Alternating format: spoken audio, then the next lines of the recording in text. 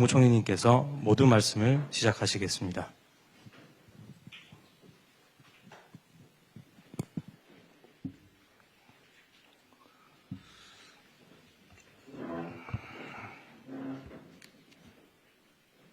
네, 반갑습니다. 한 50일 전에 뵌 것 같은데 이렇게 또 빨리 다시 뵙게 될 줄은 저도 몰랐습니다. 또 예상 못할 만큼 빨리 뵈니까 더 반가운 것 같습니다. 오늘 제가 드릴 말씀이 좀 많이 있을 것 같아서 그냥 바로 내용으로 들어가겠습니다. 이번에 제가 미국에 오게 된 기본 목적은 두 가지였습니다. 하나는 미국의 최근에 한미 관세 협상 문제도 있고 또 한미 간의 여러 현안들이 있기 때문에 그와 관련해서 미국의 고위층들을 만나려는 목적이 하나 있었습니다. 두 번째로는 UN AI 허브 유치 활동의 일환으로 뉴욕과 제네바를 찾는 그런 겸해서 워싱턴, 뉴욕, 제네바의 순서로 여정을 잡고 오게 됐습니다. 우선 UN AI 허브는 아마 뉴욕과 제네바에서의 유치 활동을 마친 후에 종합적으로 보고 드릴 수 있을 것 같아서 오늘은 아주 간략하게만 말씀을 드리겠습니다. 서울에서 최초에 올 때 간단하게 밝힌 바가 있지만은 국제적으로 AI의 기술과 규준, 그러니까 룰에 대한 국제적 협력의 필요성과 관심이 높아지고 있는 시점에서 한국이 그런 AI 협력을 국제적으로 선도하는 역할을 하는 것이 좋겠다는 생각을 정권 출범 초부터 대통령님과 저를 포함한 정부의 핵심 인사들이 해오고 있었습니다.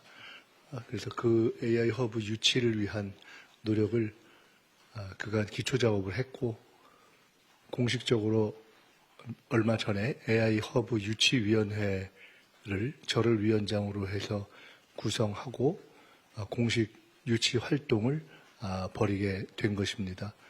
뉴욕에서는 유엔 본부를 비롯해서 제네바까지 포함해서 WHO, ILO, UNDP, 유니세프, IMO 등등 그리고 앞으로도 계속 관심 있는 국제기구가 늘어나고 있는 상황입니다만은 계속 그렇게 수장들을 중심으로 해서 제가 이번에 만나고 가급적 상당한 수준의 합의를 이루고 갈 생각이다 하는 말씀을 먼저 드리겠습니다. 관련한 내용은 뉴욕과 제네바 일정을 마치고 말씀드리겠습니다.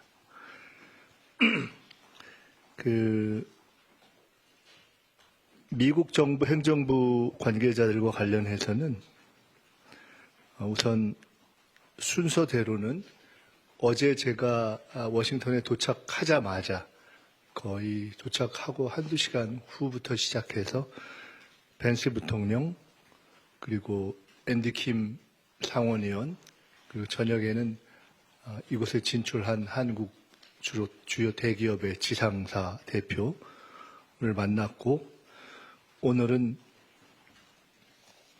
백악관의 정확하게는 신앙사무국 종교고문이라고 해야 될 것 같은데요. 그 정확한 오피셜한 그 직책은 한번 참고하셔서 좀 명확하게 한번 정리해 주셔도 좋을 것 같습니다. 저는 통상 그렇게 이름을 불러왔기 때문에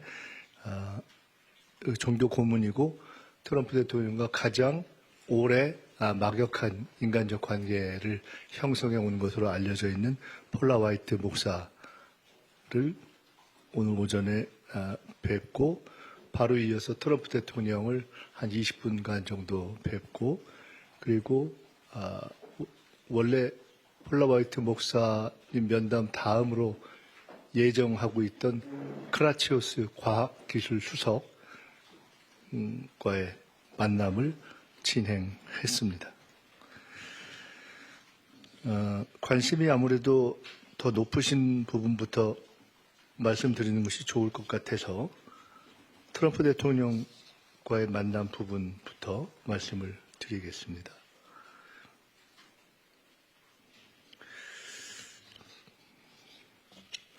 우선 트럼프 대통령과의 만남은 사전에 예정되어 있지 않고 전격적으로 이루어졌습니다. 그러나 어떻게 보면은 트럼프 대통령과 가장 가까운 분들과 관계를 형성하려 했던 노력이 일정한 결과를 본 것이다라는 생각도 듭니다. 아까 말씀드렸던 것처럼 트럼프 대통령과 가장 인간적으로 가까운 분들 가운데에는 폴라 화이트 목사 같은 종교인들이 계시고 또 지금 중동 특사를 하고 있는 위트코프 특사 등 오랜 인연을 맺은 비즈니스맨 턴드 폴리티션이라고 할 수 있는 비즈니스맨 출신의 정부 인사들이 있습니다.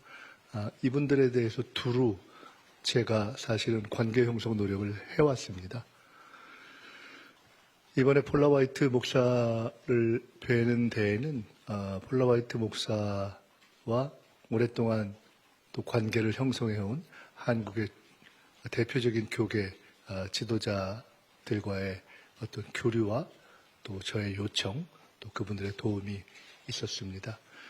폴라 화이트 목사를 만난 취지와 내용은 조금 이따 다시 말씀드리겠지만, 폴라 화이트 목사님을 만난 장소 자체가 오벌 오피스 바로 옆에 있는 회의실이었습니다. 잘 알려진 대로 폴라 화이트 목사가 워낙에 취임식 때 최초로 여성으로서 기도를 할 정도로 아주 가까운 관계에 있어서 아마 폴라 화이트 목사가 평소 외빈들을 만나서 대화를 하는 장소 자체가 그렇게 오벌 오피스로 통화하는 곳에 바로 문이 연결되어 있는 꽤 중요한 장소를 좀 자유롭게 쓸 수 있는 것이 아닌가 저로서는 추측을 해봤습니다.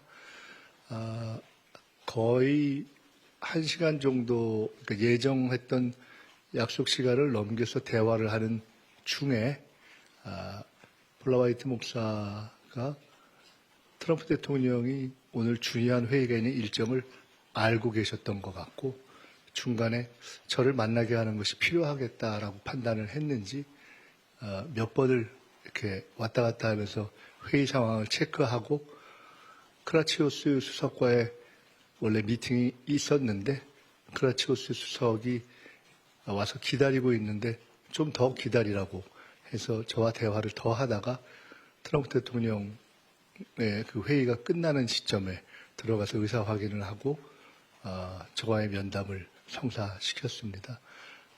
만남 자리에는 저와 우리 강경화 대사님께서 함께 들어가셨습니다. 트럼프 대통령과 한 20분 정도 통역 없이 대화를 나눴습니다. 비교적 처음 이렇게 대화를 나눈 것이지만 자유롭고 편안한 분위기에서 대화를 나눴는데요. 대화 전체를 소개해 드리지는 오늘 않겠습니다. 필요한 부분에 관해서 말씀을 드리겠습니다. 우선 제가 트럼프 대통령을 만나고 나온 시간이 우리 시간으로 12시가 좀 넘어서 한국 시간으로 1시가 좀 넘었던 것 같은데 제가 그 시간에 바로 대통령님께는 보고를 드렸습니다. 대통령님께 SNS를 통해서 이렇게 만나서 이러이러한 말씀을 전했고 더 자세한 말씀은 바로 정리해서 보고 드리겠다라고 했고 대통령님께서 네, 12시 20분에 마쳤군요. 12시 20분에 마치고 나와서 제가 차를 타고 바로 대통령님께 보고를 드렸고요. 대통령님께서 바로 그때 그 제가 보낸 SNS를 아마 한국 시간으로 1시 반 정도 된 것 같은데 확인하셨음을 제가 확인했습니다. 우선 제가 트럼프 대통령을 뵙고 우리 이재명 대통령께서 트럼프 대통령의 말씀을 항상 하신다. 아주 칭찬하시고, 그리고 한반도 문제를 해결할 수 있는 유일한 지도자이다라는 말씀을 자주 하신다는 말씀을 드렸습니다. 트럼프 대통령이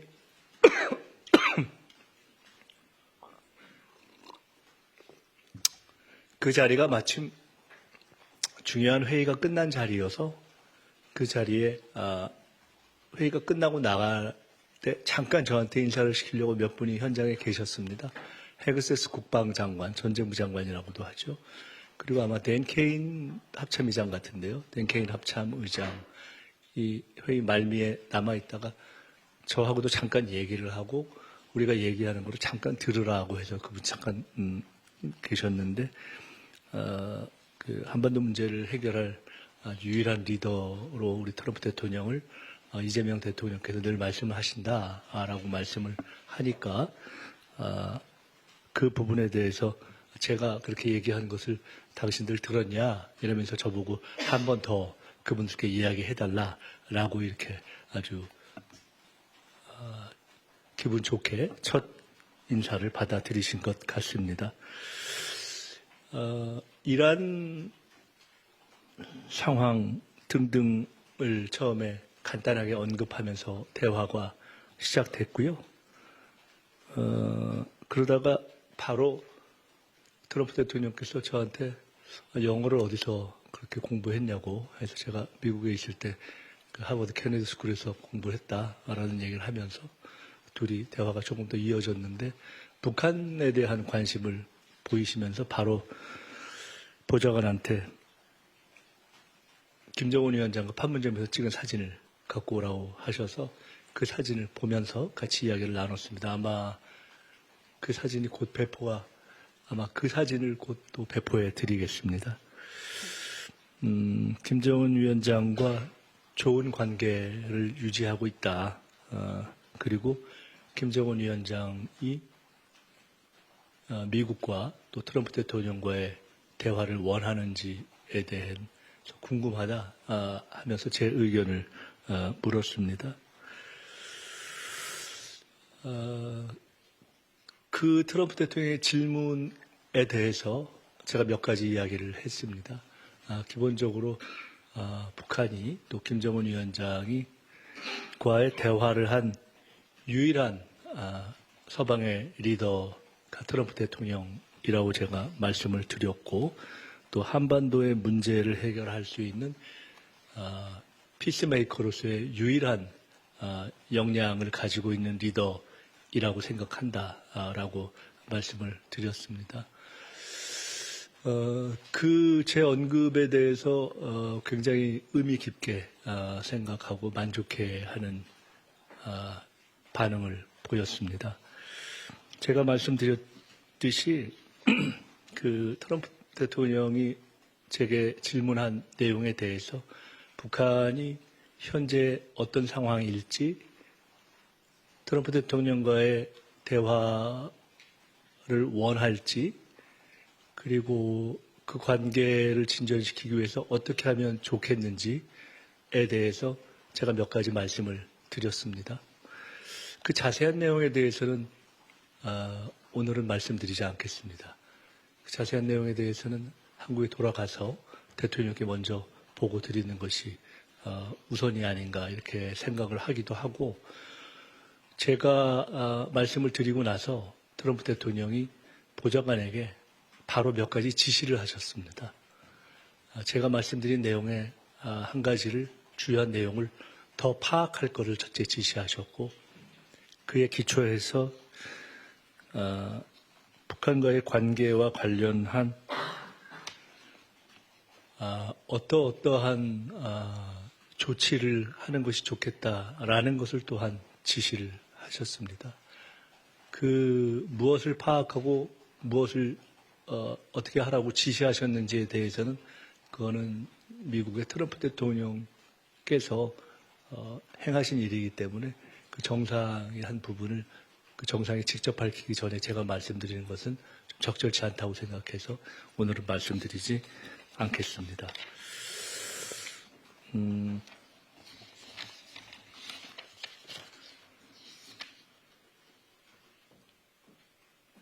네. 지금 말씀드린 것처럼 내용의 상당 부분이 북한 문제에 대한 제 견해를 여쭤보는 것이었습니다. 대화가 끝날 때 전체적인 분위기는 비교적 좀 좋은 분위기 아니었나 싶습니다. 우리 장관님이 현장에서 잠깐 이렇게 지켜보셨을 텐데, 지켜보셨는데, 아까 말씀드렸던 것처럼, 이거 뭐죠? 그 메달인가요? 네. 그 오벌 오피스에 대통령 바로 자리에 또 놓여 있더군요. 오는 분들 이렇게 선물하려고 주는 동그란 대통령 실도 돼 있고요. 그걸 처음에 뭐 하나 줬다가 기분이 좋은지 2개, 3개, 4개 제가 이렇게 많이 받았습니다. 펜까지 한 여러 개 받고 제게 선물을 하고, 그리고 뭐 조금 쑥스럽습니다만은 옆에 있는 강경화 대사에게 저의 의견이 아주 스마트하다 이렇게 이야기 표현을 하고, 말미에 한국에서 프라임 미니스터의 권한이 구체적으로 어떠한 것이냐라고 제게 묻기도 했습니다. 그러니까 좀 그런 개인적 관심을 표현하고 마지막에 같이 사진을 찍자 이렇게까지 하셔서 비교적 우호적인 관계에서 마쳤고, 한 가지만 끝으로 더 말씀드린다면, 제가 그래서 제가 드린 구두로 드린 어떤 판단과 의견을 조금 더 자세히 제가 영문으로 이렇게 메모를 해서 제가 미국을 떠나기 전에 전달해도 좋겠냐 하니까 그렇게 하라고 말씀하셔서 그렇게 곧 전달할 생각입니다. 우선 트럼프 대통령 만남에 대해서는 거기까지 말씀을 드리겠습니다. 그 다음에 벤스 부통령 만남에 대해서 말씀을 드리겠습니다. 벤스 부통령은 아시다시피 지난 1월에 만났고 50일 만에 다시 만났습니다. 큰 몇 가지 골자를 말씀드리면, 우선 지난번 벤스 부통령 만남 이후에 그 50일 사이에 벤스 부통령과 만났을 때 제기했던, 벤스 부통령과 미국 측이 제기했던 몇 가지 문제가 진전과 해결이 있었음을 제가 먼저 주로 이야기했습니다. 우선 대미 투자특별법이 통과가 됐고, 또 미국이 관심 갖는 일본과는 이미 정리가 된 1호 투자 프로젝트에 대한 한국의 잠정적 의사가 제시돼서 미국이 일정한 만족을 표하고 있는 상황이고, 또 미국 측에서 꽤 여러분이 굉장히 그 문제에 대해서 높게 평가를 하시던데, 18년을 끌었던 구글의 지도 반출 문제가 일정하게 정리되는 것을 벤스 부통령, 그리어스 대표, 또 오늘 크라치오스 수석까지 다 굉장히 높게 평가를 했습니다. 그리고 그것 외에 크리티컬 미네랄, 핵심 광물 문제도 지난번에 벤스 부통령을 만났을 때 굉장히 미국이 중시하고 있다라고 제기한 문제인데, 아시다시피 이 핵심 광물 문제에 대해서는 우리가 협력을 하고 그 회의의 의장국을 맡고 있기도 하고, 정리되지 않은 이슈였던 그 가격선, 프라이스 밴드라고 해야 되나요? 그 문제에 대한 우리 입장도 정리가 돼서 이렇게 말씀드린 투자법, 그다음에 1호 투자, 구글, 핵심 광물 등 서너 가지 문제가 진전이 있었다라는 점을 말씀드리고, 그에 더해서 지난번에 또 화제에 올랐던 쿠팡 문제, 또 소년보 목사 등 한국에서의 미국 측에서 혹시 종교적인 어떤 탄압이 아닌가라고 관심을 가졌던 문제 등도 다 그때 벤스 대통령의 표현에 의하면 한국의 법적 상황이 미국과 다른 것을 알고 있고 해당자들이 한국 법을 어겼을 거라고 생각하고 있어서 한국의 주권적 문제라는 것을 인정한 후에 그러나 이 문제가 더 양국 간의 어떤 갈등, 양국 간의 관계 진전을 방해하는 이슈가 되지 않도록 온도를 관리해 나가자라고 얘기했었는데 그 두 이슈가 다 그렇게 잘 관리되어 왔다는 것도 이야기했습니다. 쿠팡과 관련해서 우리 정부가 과기부에서 차관이 설명도 했고 또 쿠팡 측에서 301호 청원을 철회도 했고 또 쿠팡 측에서 최근에 이러저러하게 본인들과 회사 측에서 잘못한 부분에 대해서 약간 인정하는 그러한 뉘앙스를 이렇게 확대해가고 있는 등 이렇게 관리가 되고 있다는 점에 대해서 이야기를 했고요. 손현보 목사가 법원의 결정을 통해서 또 풀려나온 것으로서 이것이 어떤 특정 종교나 종교인을 겨냥한 종교 탄압이 아니라는 것들도 드러나 있다 하는 이런 대여섯 가지의 진전 상황을 이야기했습니다. 제가 설명한 이러한 한미 관계에 있어서의 지난 50일간 우리 정부의 노력과 상황 진전에 대해서 펜스 부통령과 그 자리에 배석한 그리어 무역 대표가 지난번에 1차 때는 그 USTR의 그리어 대표는 없었는데 이번에는 배석을 했는데 둘 다 높게 평가를 했습니다. 한국이 노력을 했고 또 그런 부분이 진전됐다는 것을 알고 있다 이렇게 했습니다. 그 기초 위에서 서너 가지 얘기를 더 했습니다.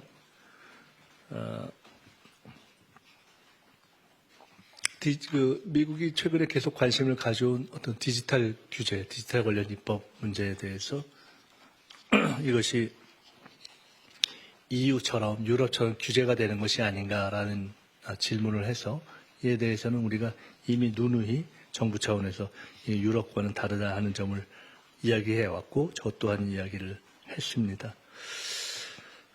아주 흥미로운 것은 그리어 무역 대표가 이야기를 하면서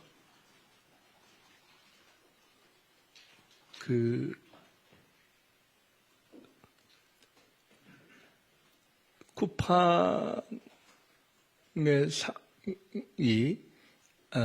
한국 정부와 관련해서 이렇게 조금 문제의 본질과 벗어나게 본인들의 위법 상황을 해결하는 방책으로 문제의 본질 어긋난 조금 이렇게 어떤 공세적인 이런 스탠스를 취하는 것에 대해서 본인이 그렇지 않은 방향으로 되도록 일정하게 노력해온 것에 대해서도 이야기를 했습니다. 무역법 301조 조사에 대해서 이것이 한국을 특별히 타겟으로 하고 있지 않다는 것을 분명히 했습니다. 나아가면서 301조 조사가 여러 나라, 지금 뭐 중국, 일본, 대만 등 많은 나라들이 다 대상으로 되어 있지 않습니까? 여러 나라들을 보편적으로 대상으로 하고 있기 때문에 그 조사의 결과 여하에 따라서는 현재 우리 정부는 첫째, 다른 나라들에 비해서 불리하지 않은 그러한 조건이어야 된다라는 입장을 취하고 있는데 그리어 대표는 설명하면서 다른 나라들보다 경우에 따라서는 유리한 입장이 될 수도 있지 않겠는가라고 이야기하면서 여러 문제를 풀어가자, 긴밀하게 소통하자 이렇게 얘기를 했습니다.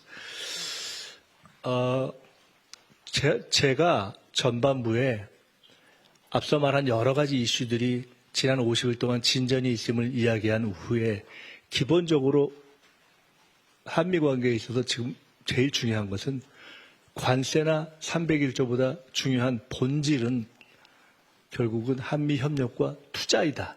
그리고 그것을 통한 제조업 일자리가 증가하는 것 아니냐. 이렇게 얘기했습니다. 그래서 지금은 우리가 301조나 관세 이런 것에 집중하기보다는 그걸 통해서 정말 미국이 해결하려 하는 문제, 그걸 통해서 한미가 정말 같이 해결해야 하는 문제에 집중하자라고 제가 이야기를 했습니다. 그것이 이미 합의한 대미 투자 합의의 이행이고 또 핵잠, 원전 같은 안보 분야의 이행이다 이렇게 이야기를 했습니다.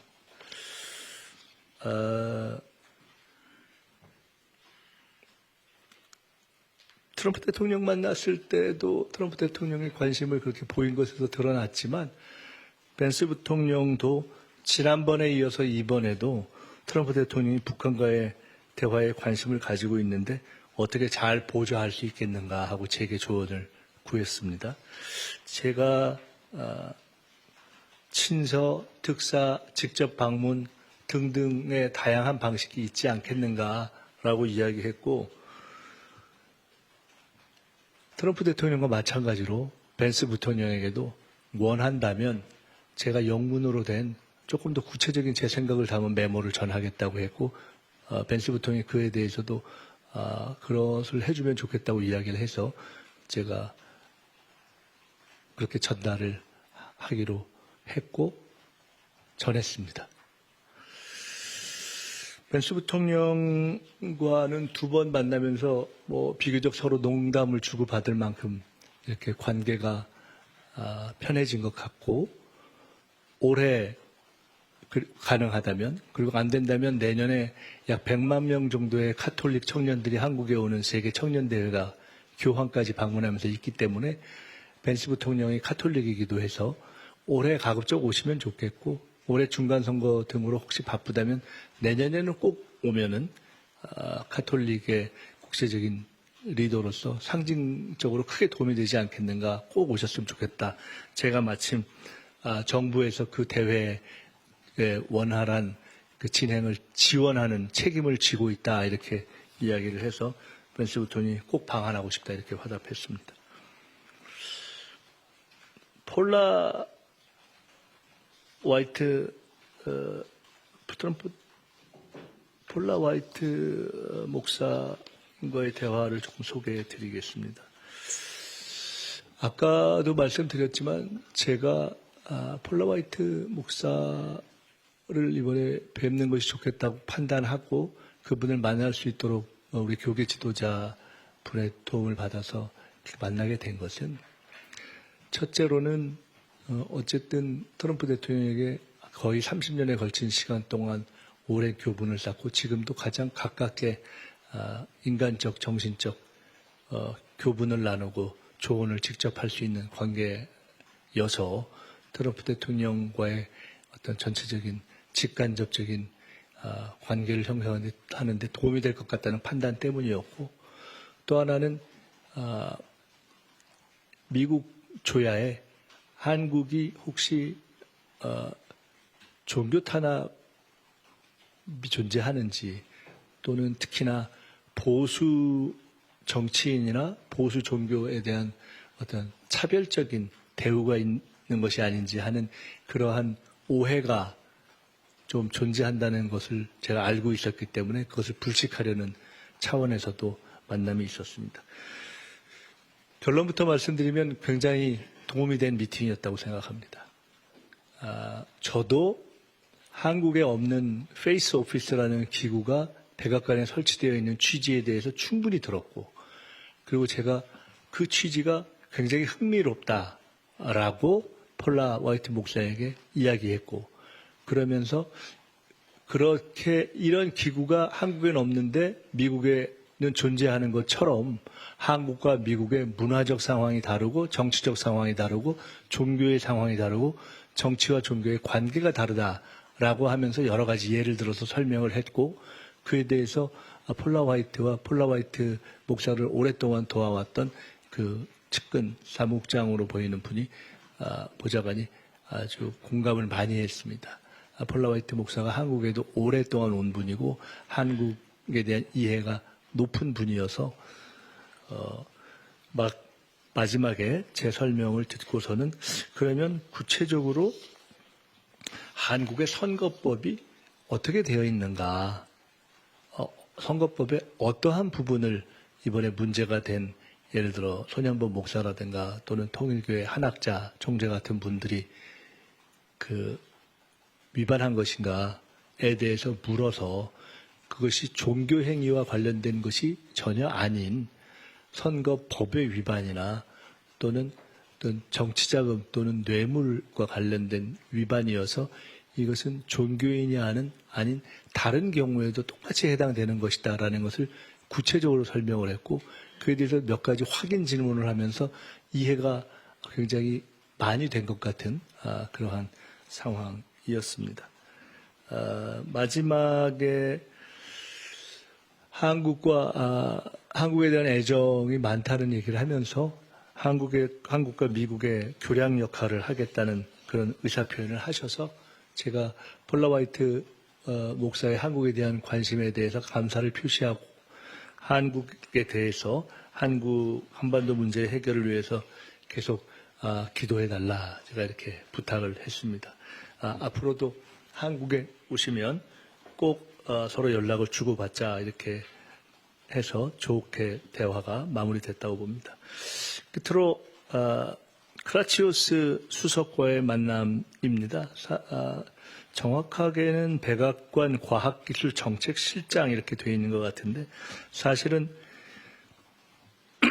이 크라치오스 그 백악관 과학기술정책실장이 우리나라로 치면 과학기술부 장관과 청와대 과학기술수석 하정우, 배경훈 두 분을 합쳐놓은 것 같은 독특한 위치를 점하는 분이기도 하고 사실은 개인적으로는 미국에서 지금 잘 알려져 있는 마가의 어떤 지주 중에 한 분인 피터 틸과의 관계 속에서 또 이렇게 정계에 진출한 분이기도 해서 매우 중요한 분인 것을 알고 있어서 사실은 지난번에 제가 벤스 부통령 만나러 올 때 이미 약속을 한번 잡았었습니다.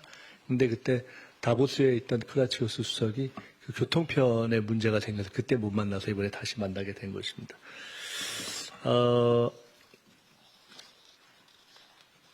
중요한 몇 가지 이슈들을 나눴습니다. 우선 제가 미국의 AI 엑스포트 프로그램이라는 그런 AI 수출 지원 프로그램이 있는 것을 알고 있는데 그에 대해서 좀 설명해 달라. 우리 한국과 한국 기업들이 관심이 많다라고 했고 두 번째로는 생물보안법 바이오 시큐어 액트에 대해서 묻고 한국과의 바이오 협력에 대해서 크라치오스 수석의 의견을 물었고 세 번째로는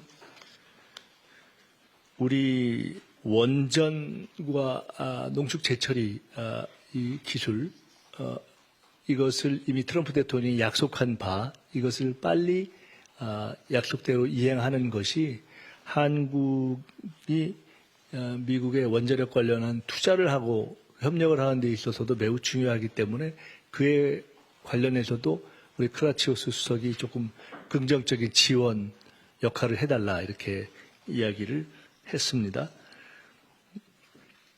그 각각에 대해서 크라치오스 수석이 설명하고 또 모든 사안을 다 한국과 긴밀하게 협력하면서 해나갈 용의가 있다 이렇게 밝혔습니다.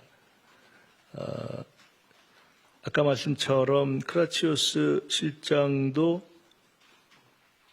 구글 맵의 해결에 대해서 아주 긍정적으로 평가했고 디지털 정책과 관련한 문제 그리고 클라우드에 관련한 문제에 대해서 더 좀 그리고 AI 기본법과 관련해서 미국의 관심과 관련해서 총리가 좀 관심을 갖고 미국 기업들의 의견도 청취하고 대화를 해줬으면 좋겠다고 해서 제가 아주 적극적으로 그렇게 하겠다고 이야기를 했고 한국에 돌아가서 한국에 진출해 있는 관련 기업들과 대화를 할 테니 필요하면은 꼭 포함시켰으면 좋겠다 생각되는 기업들을 리스트를 달라 제가 이렇게 이야기를 했습니다. 흥미로웠던 것은 우리 정부가 최근에 추진하고 또 제가 그것 때문에 온 UN AI 허브에 대해서 미국이 이미 파악하고 있고 이 문제에 대해서도 한국이 그렇게 추진하는 것에서 관심을 가지고 있으니 미국이 필요하면은 어떤 부분 협력할 수 있는지 알려달라 이렇게 해서 제가 당연히 이런 분야에서 미국이 일정한 역할을 하는 것은 매우 좋은 일이기 때문에 여러 가지 정보나 이런 것들을 공유하면서 같이 협력할 수 있도록 하겠다. 제가 이렇게 얘기했습니다. 끝으로 크라치오스 수석이 한국이 반도체 분야뿐만 아니라 여러 분야에서 뛰어나기 때문에 미국이 갖고 있는 좋은 땅과 좋은 인력과 좋은 기회에 많이 투자해달라고 해서 제가 저희도 그렇게 하고 싶으니 비자 문제 같은 것들을 해결하는데 우리 크라치오스 수석이 더 좀 도움을 달라 이렇게 이야기를 했습니다. 앞으로 이 과학기술 관련한 문제뿐만이 아니라 여러 가지 그 관련되는 이슈들이 많이 있기 때문에 크라치오스 수석이 그 한국의 여러 가지 정책 문제를 이렇게 논의하고 필요한 관심을 갖는 데 있어서 언제든지 제게 질문을 하면 제가 또 답을 주기로 하고 연락을 이렇게 직통으로 할 수 있도록 그렇게 서로 하기로 했습니다. 그 외에 앤디킴 상원 의원과 또 한국 지상사들의 만남이 어제 있었습니다. 다 아주 의미 있는 만남이었고요. 다만 그 두 만남에 대해서는 상대적으로 잘 알고 계시는 부분들이 많이 계셔서 제가 앤디킴 상원의원에게는 지금까지처럼 앞으로도 한미 관계에서 중요한 역할을 해주십사 하는 부탁을 드리고 한국이 어찌 보면은 미국 정치에서 여러 가지를 풀어가는 데 있어서 앤디킴 상원의원의 역할이 가장 중요할 수도 있기 때문에 더 역할을 해주시라. 그리고 제가 한미 관계에 대해서 비교적 또 미국에 대한 이해가 조금 있는 편이기 때문에 항상 수시로 연락을 하자고 해서 그렇게 하기로 했습니다.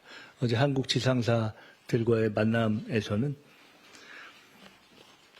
FTA를 시작할 때 우리가 FTA를 통해서 아주 난관에 처하게 되는 것이 아닌가 하는 우려가 있었지만 결국은 오히려 FTA가 일정한 시간 진전되고 나서 미국이 우리보다 더 이익을 덜 봤다라고 해서 마치 현재의 한미관세 협상이 시작된 것처럼 지금의 한미관세 협상으로 조성되어 있는 여러 가지 상황이 앞으로 10여 년 후에 지금은 어렵지만 결국 다시 한국이 이 난관을 뚫고 더 향상된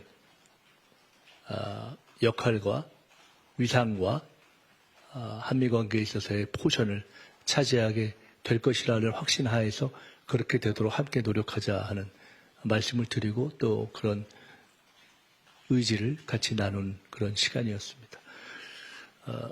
좀 만난 분들이 많아서 설명이 길어서 죄송합니다. 이 정도 말씀드리고요. 저 질문에 답하도록 하겠습니다. 진행하겠습니다. 질의하실 분은 손을 들어주시고 질문에 앞서 소속과 성함을 명확히 말씀 주시면 감사하겠습니다.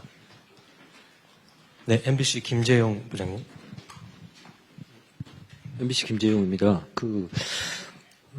두루 말씀을 해주셨는데 두 가지를 여쭙고 싶습니다. 일단 이란 문제가 있기 때문에 일본 관련해서도 얘기가 많이 나오고 있고 그래서 혹시 관심이 많은데 뭐 무기랄지 파병이랄지 예컨대 장비 뭐 대표적으로 뭐 기뢰 같은 이야기들이 나오고 있지 않습니까? 기뢰 제거함 같은 거 이런 등등등 이런 도움 요청이 혹시 미국 측으로부터 혹시 있었는지 그게 있고요. 또 한 가지는 총리께서 언급을 간단하게는 해주셨습니다만은 핵 추진함이나 원전 같은 관련해서 안보 분야의 어떤 진척이 혹시 50일 사이에 저번에만 말씀해 주셨지만 추가로 진척된 게 있다면 말씀을 좀 해주셨으면 좋겠습니다.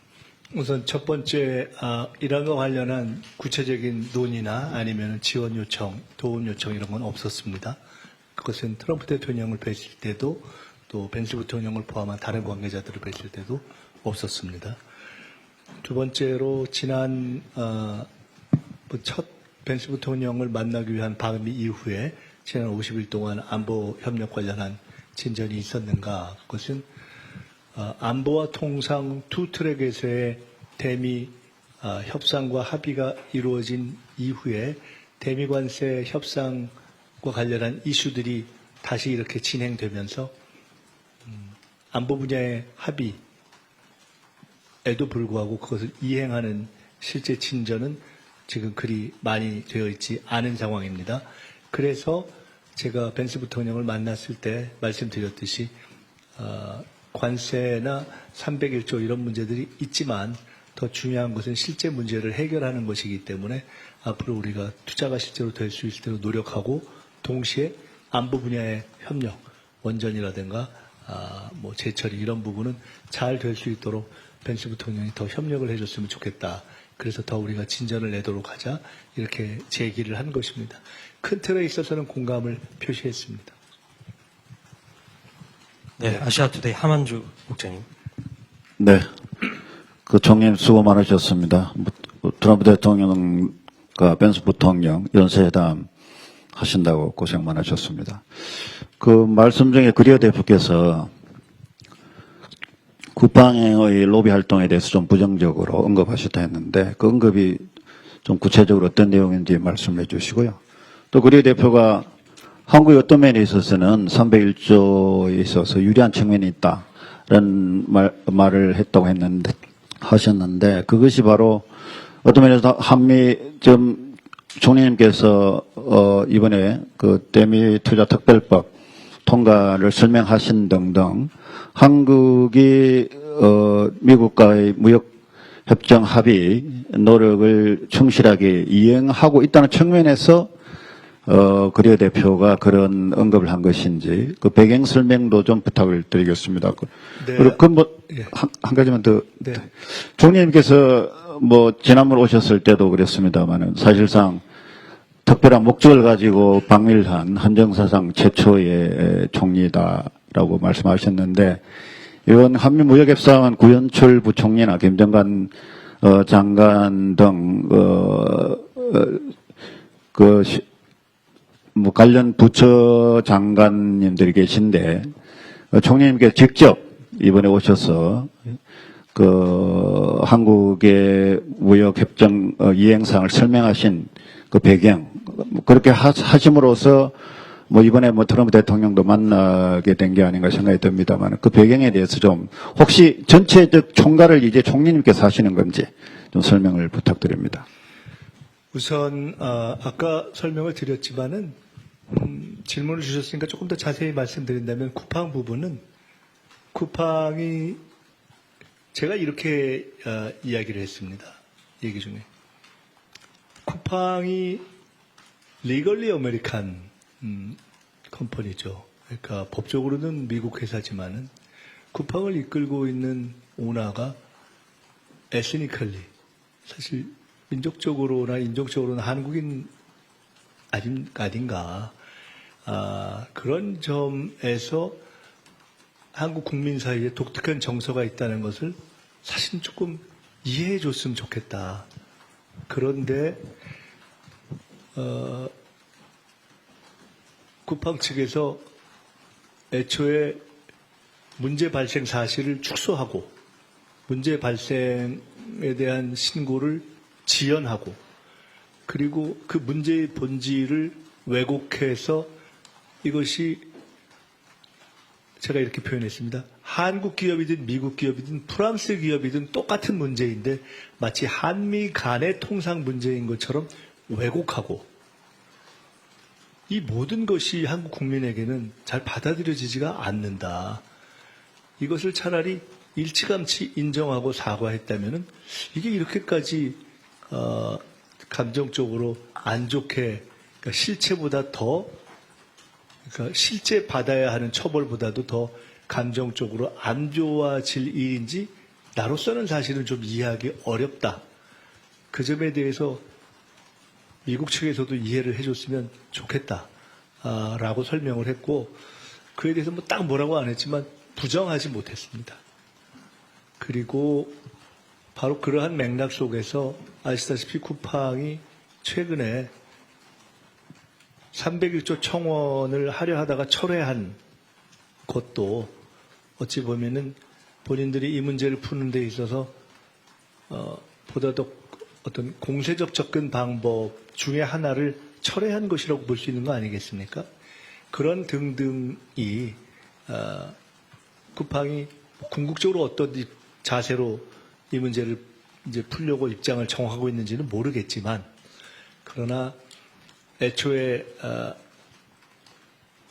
당초보다 여러 가지 어떤 한국 국민의 정서라든가 이런 것들을 조금 고려해 염두에 두기 시작한 것이 아닌가라고 저희들이 추측해 볼 수 있는 하나의 이렇게 측면인데, 그런 판단의 변화에 본인도 일정하게 조금 역할을 했다 이런 것입니다. 그걸 너무 자세히 제가 얘기하기는 좀 그럴 것 같습니다. 그 하나가 있고요. 두 번째로 301조 조사의 결과 한국이 정확하게 이렇게 표현했습니다. 유리해질 수도 있다. 한국을 타겟으로 하는 것이 아니다. 이렇게 표현한 것은 어느 특정 국가, 한국을 포함해서 어느 특정 국가도 특정 국가를 타겟으로 한 것이 아니기 때문에 그 해당 조사와 관련된 해당 사안에 특별한 문제가 없고, 그리고 결국은 미국 입장에서는 한미 간에 지금 301조 조사가 등장한 이유가 대법원 판결에 의해서 관세 부과의 법적 기초가 조금 취약해진 것을 보강하려는 측면이 있는 거 아니겠습니까? 그러니까 사실은 미국 입장에서는 우리가 볼 때 이미 합의한 관세의 기초에서 투자나 이런 것들을 해 나가면 되는 것입니다. 굳이 301조 조사를 더해서 관세를 더 부과하고 하는 것이 필요한 것이 아닌 것입니다, 사실은. 그렇기 때문에 지금 한국이 여러 가지 적극적인 노력들을 대미 투자 특별법뿐만 아니라 아까 말씀드린 것처럼 예를 들어 구글 맵이 무려 18년 만에 해결되고 이런 것들을 굉장히 기뻐하더라고요. 그리고 그런 것이 앞으로 다른 분야에서 미국 기업들이 이러저러한 어떤 한국에서의 기업 활동을 하는 데 있어서도 그런 어떤 문제 해결이 더 많이 일어났으면 좋겠다라는 요청을 해왔기 때문에 적어도 한국 정부가 그런 방향으로 움직이고 있다 하는 것을 미국 측에서 인정하고 있는 것이고, 그런 것들이 쭉 지속된다면 301조 조사의 결과가 지금 우리 정부가 목표로 하고 있는 것은 더 불리하지 않게 한다. 그다음에 지금 이미 합의된 관세 협상 수준으로 끝낸다. 이 두 가지를 목표로 하고 있는데, 그 두 가지에 더해서 경우에 따라서는 더 유리한 결과가 일부 나올 수도 있다 하는 것을 열어놓은 것이죠. 가능성은. 이렇게 된다고 봅니다. 그래서 당연한 논리적인 설명에다가 현재의 현실에 대해서 그렇게 될 수도 있지 않겠는가 하는 전망, 그리고 기대, 이 세 가지가 다 포함된 설명 이야기였다고 생각됩니다. 끝으로 왜 총리가 지난번에 한 번 온 것도 이례적인데 50일 만에 다시 왔고 더구나 이렇게 광폭 접촉이라고 할 만한 접촉을 하는가에 대해서 설명을 드리자면 한 세 가지로 설명드릴 수 있겠습니다. 첫째는 통상 과거의 총리의 역할 중에 가장 역할이 컸던 경우를 우리가 뭐 책임 총리 이렇게 이야기하고, 오늘이 마침 이해찬 전 총리의 49제입니다만은 이해찬 전 총리 때의 활동을 예로 들기도 하는데, 그때 많이 설명하는 예가 외교는 대통령, 내치는 총리 이렇게 보통 얘기합니다. 근데 저는 그런 구분이 맞지 않다고 보고 있습니다. 우리 헌법과 법률에 의하면 대통령의 명을 받아 행정 각부를 통할하는 것이 총리의 헌법과 법률상의 권한과 임무이기 때문에 지금 이재명 대통령님께서도 저에게 항상 헌법과 법률에 있는 권한과 역할을 최대한 있는 그대로 행사하라 이렇게 말씀하셔서, 그것은 사실은 대통령의 명에 따른 행정각부 통할에는 외교관계 부처도 다 들어있는 것이어서, 저도 NSC 전체 회의의 멤버이기도 하고, 그래서 특별히 외교와 내치를 구분하지 않는다. 외교도 총리가 대통령의 명을 받아서 통할해야 되는 영역에 속한다는 것이 첫째가 있습니다. 두 번째로는 비교적 현 정부 구성원 가운데 제가 미국에 대한 경험과 이해가 덜하지 않는 쪽에 속합니다. 아시다시피 미국에 2번 이상 몇 년에 걸쳐서 와서 살고 유학해 본 경험도 있고, 미국에서 뭐 로스쿨을 다니고 미국 변호사 자격을 갖고 미국 헌법에 대한 관심을 가지고 있는 경우이기도 하고, 미국 내에 미국 정치가 중요한 네트워크에 의해서 움직이고 있다는 것을 조금 아는 편이기도 하고, 그래서 일기 트럼프 정부 때 그때 트럼프 대통령의 측근이었던 분들을 이미 그때 우리 문재인 정부고 트럼프 대통령 시절일 때부터 제가 좀 접촉을 했었습니다. 그래서 그런 관계를 쭉 형성시켜온 그 경험이 좀 있기도 하고, 그리고 또 하나는 지금 제가 해보니까 이것이 의미가 있겠다라고 생각하는데, 예를 들어 관세 협상 관련해서 각 부처의 접촉이 진행되고 있지 않습니까? 외교, 통상 또는 뭐 산업 본부장 이렇게 등등 하는데, 실제로는 그리고 대통령께서 정상회담으로 중요한 것들 다 총괄하시는데 보다 더 일상적이고 조금 캐주얼하게 범부처적인 그런 대미 관계를 강화할 영역이 존재한다 하는 것을 제가 확인하고 있습니다. 당장 이번에 폴라 화이트 목사 같은 경우는 실제 한미 관계에 있어서 혹시 한국에 종교 탄압이 존재하는 거 아닌가라는 오해는 한미 관계의 진전에 사실은 굉장히 그 간접적인 큰 장애가 를 만들 수 있는 사안이고요.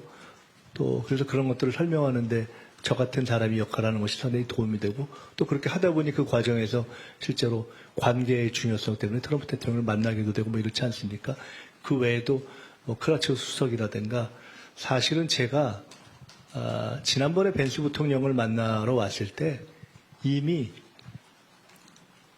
행정부와 내각과 대통령실에 중요한 인사 몇 분을 추가로 만났습니다.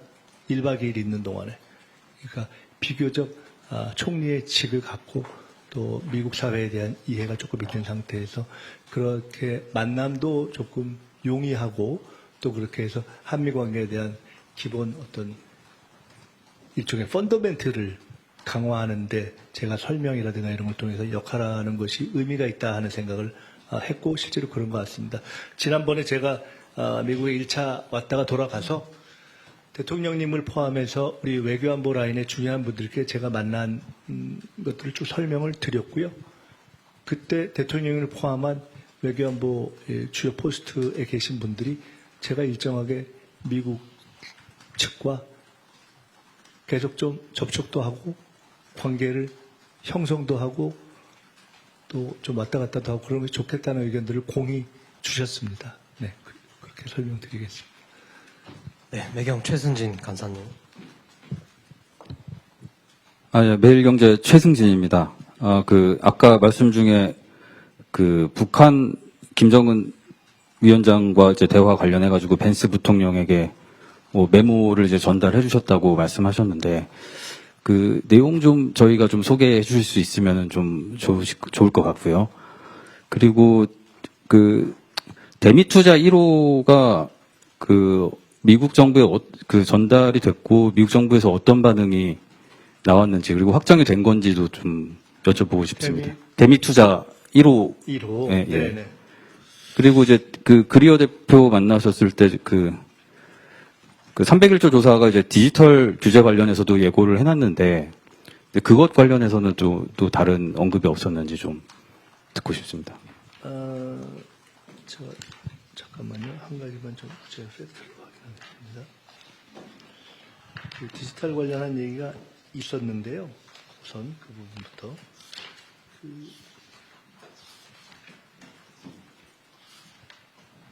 됐습니다. 우선 간단히 말씀드리겠습니다. 아까 말씀드렸듯이 벤스 부통령을 만나서 전달한 메모, 그 다음에 트럼프 대통령께 아까 북한과 관련한 상태와 앞으로의 접근법과 구체적인 아이디어에 대한 말씀을 듣고 제가 현장에서 드린 말씀 그리고 제가 트럼프 대통령께도 필요하시면 메모를 전해드리겠다라고 해서 그렇게 하라고 해서 제가 전달할 메모, 그 내용에 대해서는 아까 죄송하지만 말씀드렸듯이 오늘은 공개하지 않겠습니다. 그것은 결과로 일이 잘 되는 것이 중요하기 때문에 큰 틀에서는 어쨌거나 북한과 작은 가능성이라도 살려서 접촉과 대화를 늘려가는 것이 좋겠다는 판단이 담겨 있고요. 그리고 북한의 최근에 당대회 등등에서 나타난 언급들을 참고할 때 한편으로는 전통적이고 또 종래의 어떤 스탠스를 유지해 오고 있지만 또 한편으로는 미국이나 트럼프 대통령에 대해서 직접적인 어떤 공격적 언사는 상대적으로 절제되고 있고 또 최근에는 가장 최근의 언사에서 지난번에는 뭐 못 만날 이유가 없다라는 정도의 표현에서 이번에는 우리 사이가 꼭 나쁠 이유는 없다라는 그런에서 관계 정상화를 가능성을 암시하는 듯한 것으로 약간 진전된 표현이 사용된 것 등등을 제가 이렇게 지적하면서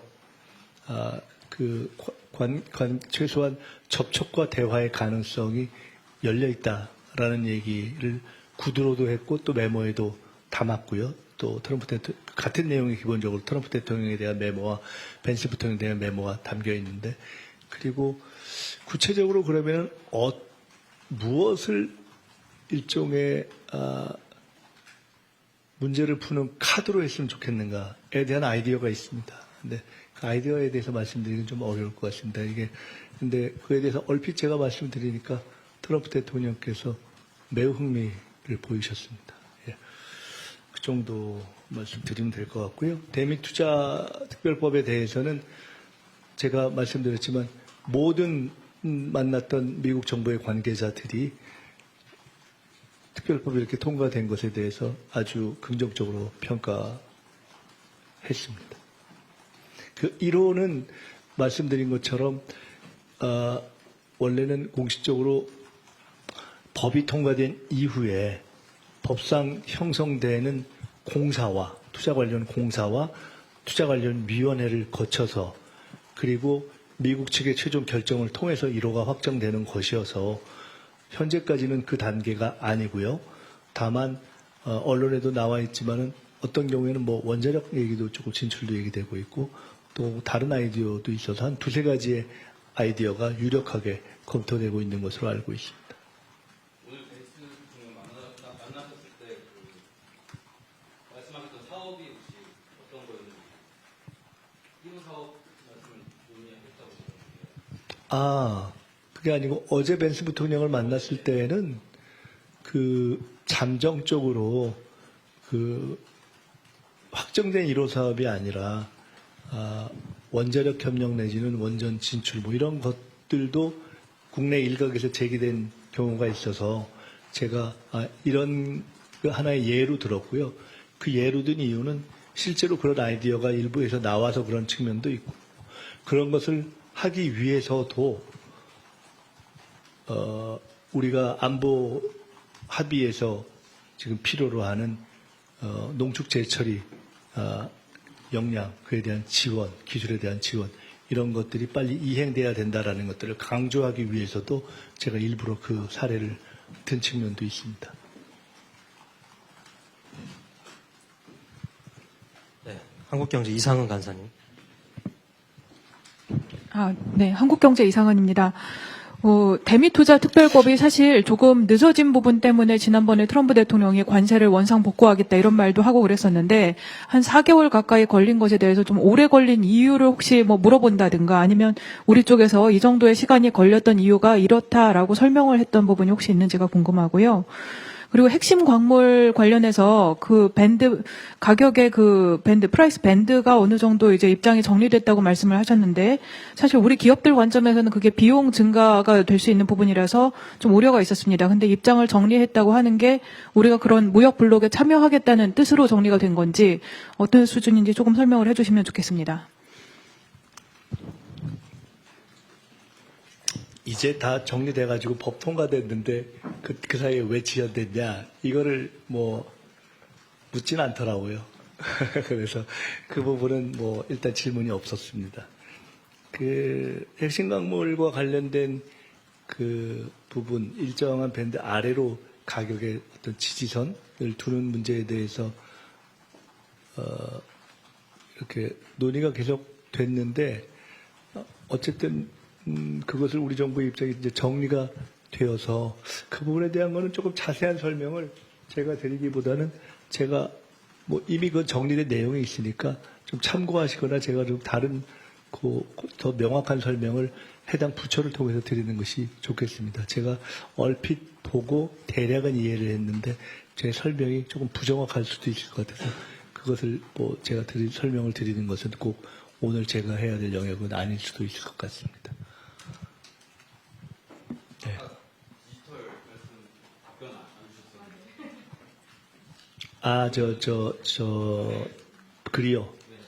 그리오 대표, 그거는요, 그리오 대표나 크라치우스 수석, 그리고 그 외에도 몇 분 관련된 분들이 다 비슷한 건데, 저거죠. 미국 측에서 관심 갖는 게 소위 얘기하는 국내의 온풀법 뭐 이런 등등 또는 망법 이런 데서 디지털 관련해서 표현의 자유 이런 등에서 혹시 미국 기업들이 활동하는데 좀 어려움이 있는 거 아니냐라는 질문들이 있습니다.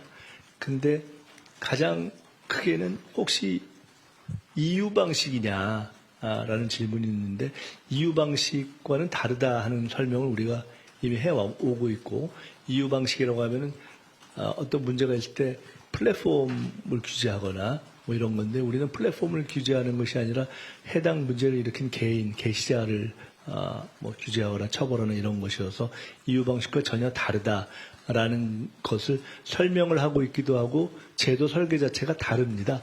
근데 처음에는 초반에는 그렇게 혹시 EU 같은 규제 아닌가라는 걱정과 오해가 있었던 것 같고 이미 이 문제가 제기된 지 좀 돼서 우리의 제도 설계가 그렇지 않다라는 것은 미국 측에서 이해하는 것 같습니다. 그래서 EU와는 다른 것 같고 그걸 알겠는데 그래도 우리 미국에 비해서 그런 표현의 자유나 이런 것이 미국의 제도라든가 문화라든가 미국 기업의 활동 방식 이런 거에 비춰서 혹시라도 조금 더 규제적 요소가 있지 않는가라는 질문과 그런 것이 아주 최소화됐으면 좋겠다는 문제 제기가 있습니다. 그래서 말씀드렸듯이 저는 제가 그 부분에 전문가는 아니기 때문에 뭐 아주 디테일을 설명하진 못했지만 첫째는 EU와는 다르다라는 얘기를 했고 두 번째로는 이 부분에 있어서는 그 미국 측에서 제기하는 그런 우려가 최소화되도록 우리가 계속 같이 검토하고 협의해 나가겠다. 또 필요하면 의견을 달라. 그런 정도로 이야기를 했습니다. 네, JTBC 정강현 총관사님. JTBC 정강현입니다. 트럼프 대통령과 좀 돌발적으로 만나시긴 했는데 약간 20분간 굉장히 중요한 이야기들이 오간 것 같습니다. 그래서 지금 아까 구체적으로 말씀을 못 주신다고 하셨지만 오늘 총리님이 브리핑을 전달받는 국민들 입장에서 제가 생각해 보면 많이 궁금해야 할 것 같습니다. 그래서 구체적으로 답은 못 주시더라도 조금 어떤 정도의 방향성을 말씀하셨는지는 궁금한데 그래서 제가 조금만 좁혀서 여쭤보면 혹시 북한과의 대화에 관해서 뭔가 좀 시기적으로 앞당길 수 있는 그런 방안을 혹시 제시하신 건지 조금 더 구체적으로 가면 이제 미중 회담이 있기 때문에 그 계기에 뭔가 북한이 움직일 수 있는 어떤 여지가 있다라는 게 판단이 서셔서 그런 의견을 주신 건 아닌지 여쭤보고 싶고요. 또 하나는 주로 이제 총리님께서 트럼프 대통령 그리고 벤스 부통령에게 의견을 주신 부분만 많이 얘기를 해주셔서 트럼프 대통령이나 벤스 부통령이 뭐 직접 북한 관련해서 언급하신 부분이 있으면 그거 좀 궁금하고요. 그게 혹시 좀 뭐 너무 구체적인 발언이라 전달해 주시기 힘들면 제가 여러 군데서 듣기로는 어쨌든 지금 현재 트럼프 행정부는 북한은 현재 우선순위 의제는 아니다라는 판단인데 트럼프 대통령 그리고 벤스 부통령 만나서 대화를 하셨을 때 북한 문제가 뭐 여전히 우선순위는 아닌 것으로 보이시는지 그 부분 궁금합니다. 세 가지로 말씀드리겠습니다. 조금 더 궁금증을 해소할 수 있는 구체적인 좁힌 질문을 주셨으니까 그에 대해서 아까 안 드렸던 내용을 한 가지만 말씀드리면 예를 들어 트럼프 대통령이 이런 표현을 썼습니다. 만나는 것은 좋다. 만나는 것이 참 좋다. 근데 그것이 뭐 이번에 중국 가는 시기 수도 있지만 그건 아닐 수도 있고 그 이후일 수도 있는 거 아니냐. 그러니까 라는 표현을 썼던 것이 제가 그 질문을 들으면서 기억이 났습니다. 그러니까 그것은 그 시기 문제가 핵심은 아니라는 것이고요. 또 저도 그 시기를 딱 그때에 맞춰서 앞당기거나 연계시키려는 차원의 제 제안은 아니었던 거죠. 다시 말씀드리면 뭐 시기가 빠르거나 아니면은 중국 방문과 연계된 시기이면 뭐 그것도 그 자체로 의미가 있겠지만 꼭 그것은 아니어도 본질적으로 대화가 또는 접촉이 진행되는 것이 중요하다는 생각을 가지고 있고 그 점에 대한 것은 확고한 것 같습니다. 첫째. 두 번째로는 제 제안과 별도로 트럼프 대통령이나 벤스 부통령의 북한 문제에 대한 관심이라든가 또는 제가 이렇게 서로 나눈 대화에 대한 반응이 어떤가에 대해서 말씀드리면 두 번 다 첫 번째 벤스 부통령 만남, 두 번째 벤스 부통령 만남, 오늘 트럼프 대통령 만남 다 그 문제를 처음 꺼낸 것은 미국 측입니다. 첫 번 만남에서 사실은 벤스 부통령이 그 아젠다를 꺼냈을 때 저는 상당히 조금 의외였고요. 그래서 벤스 부통령의 개인적 관심이 북한에 그리 많은 것이라고 생각을 제가 안 하고 있었기 때문에 그 문제를 제기했을 때 그것이 행정부 내에서 또는 트럼프 대통령의 관심이 반영된 것이로구나 하는 느낌을 받았고 오늘은 그러니까 어제 두 번째에는 누가 먼저 꺼냈는지는 제가 지금 정확하게 기억이 안 될 정도로 거의 비슷하게 저도 벤스 부통령도 얘기를 좀 한 것 같은데 어쨌든 어제도 선후와는 상관없이 트럼프 대통령이 북한 문제에 관심이 있는데 높은데 이걸 어떻게 풀었으면 좋겠는가에 대한 의견 좀 아이디어를 달라라는 것이 지난번과 똑같이 그런 패턴의 어떤 요청을 제게 한 것이거든요. 세 번째로 오늘 트럼프 대통령을 만났을 때에도 제가 아까 말씀드렸지만은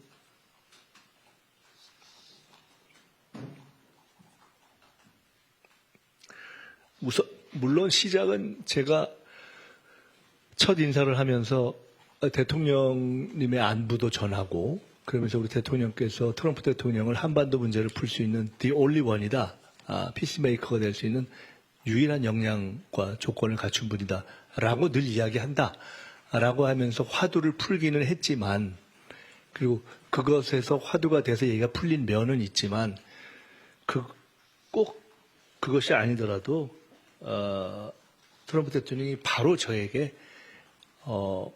지금 저 총리가 얘기하는 거 봤지? 우리 장관들 하면서 그 얘기를 다시 한번 해달라고 하고 그리고 바로 김정은 위원장과 함께 찍은 사진을 가져오라고 한 것도 먼저 그렇게 아까 제가 말씀드렸지 않습니까? 그런 것처럼 저는 이게 미국의 대외 정책에서 우선순위가 높냐 아니냐는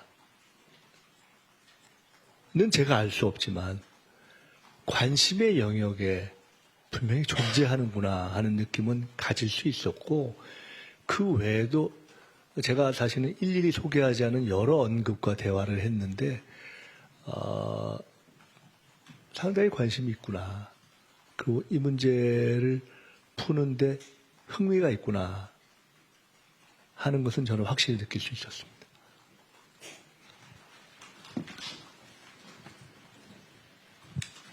네, 한국경제 이상원 간사님 다시 한번.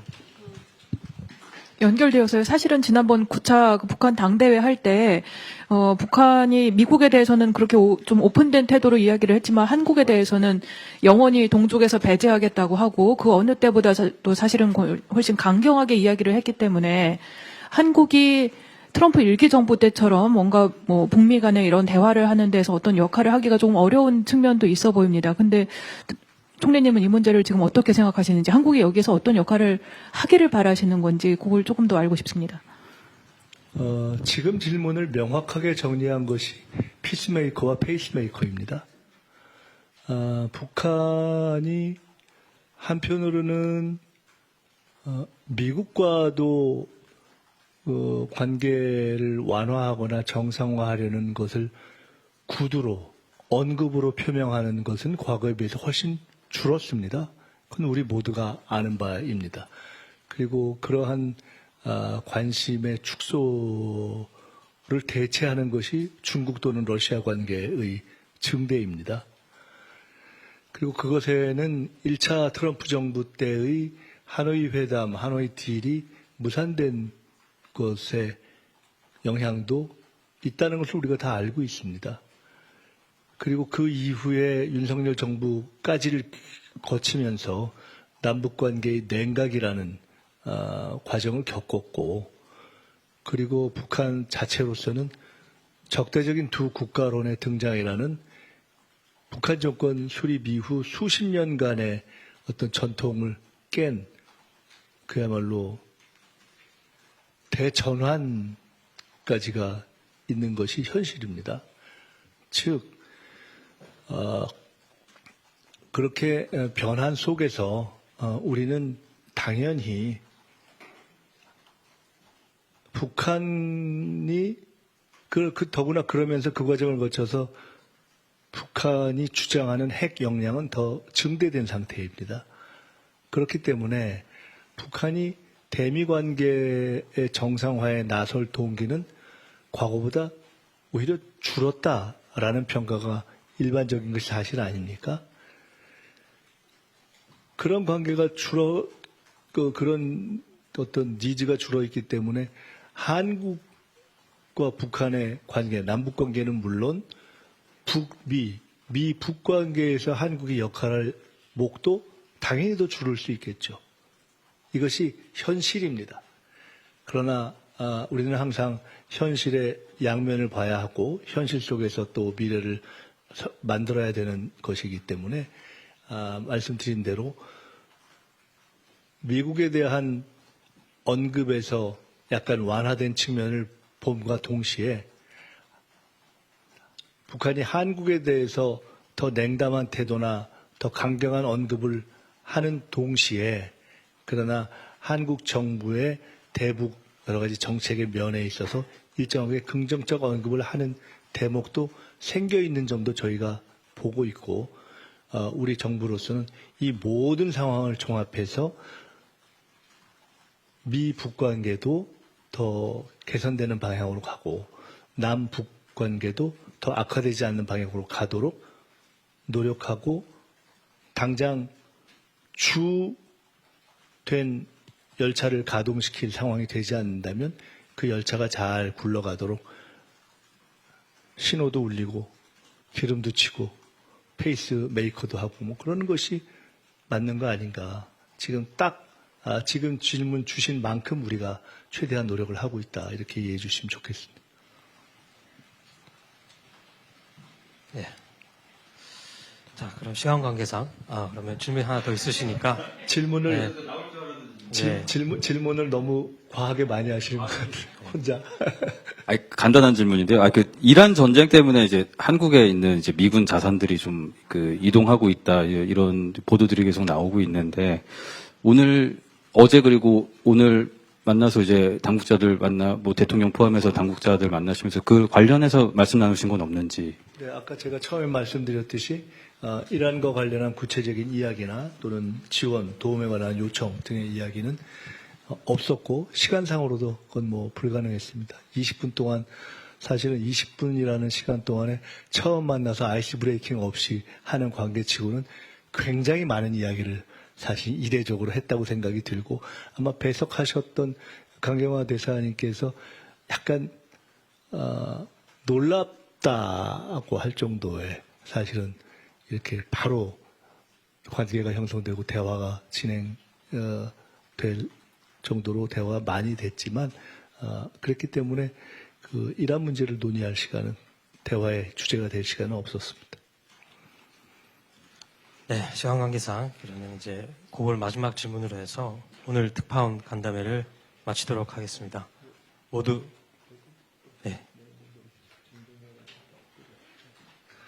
네, 고맙습니다. 제가 마무리를 하면서 국내에 돌아가서 대통령님께도 더 자세히 보고를 드리고 또 돌아간 이후에도 아까 질문 주신 대로 총리는 기본적으로 대통령님의 명을 받들어서 일을 하는 사람이기 때문에 그 역할의 한도를 잘 지켜가면서 그러나 한미 관계가 또 한미 동맹이 우리의 정치, 경제, 안보에 있어서 가장 중요한 축이기 때문에 그것이 잘 진행되는 데 있어서 일정하게 역할을 이렇게 하도록 계속 노력을 하고 또 국내에 돌아가서 오늘 궁금하셨는데 미리 말씀 못 드린 것은 상황의 진전을 보면서 또 말씀을 드리도록 그렇게 하겠습니다. 감사합니다. 네. 간담회를 마치도록 하겠습니다. 모두 수고하셨습니다.